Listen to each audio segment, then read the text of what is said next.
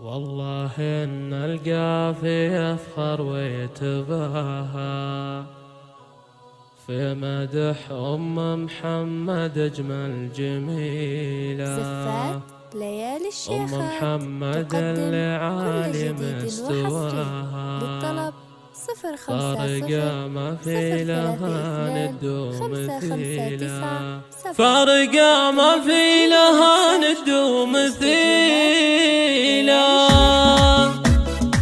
والله إن القافي يفخر ويتباهى في مدح أم محمد أجمل جميلة. أم محمد اللي عالم استواها، كالفرس طلت وشبت بالفتيلة، من فخامتها وهيبتها وضياها تستثير المدح وابيات الجزيلة. أم محمد والفخر كله زهاها، قدرها عالي على رأس الطويلة، الكرم والطيب كله احتماها، طيبها ما يشبه غير المخيلة، راعية واجب وتكرم من نصاها، والخلق والدين فيها والفضيلة، بنت عز وشامخة والله عطاها، فارقة في عز ابوها الاصيلة، بنت شيخ كلها ما اعتلاها، سيرته بالطيب ذايع النباها، يا عسى مثواه في جنة ظليلة، والنعم باخوانها العز وذراها، بالفخر والمجد وفعول مهيلة، الكرام اللي تزبن من نخاها، مكرمين الضيف دايم بالجزيلة، مجدهم مجد تليد ما يضاها، في تواريخ العرب اطلق قبيلة، واشهد ان عيالها يجمل وفاها، يوم المعرس درة الحفلة وضياها، افرحي يجعلها سنين الطويلة.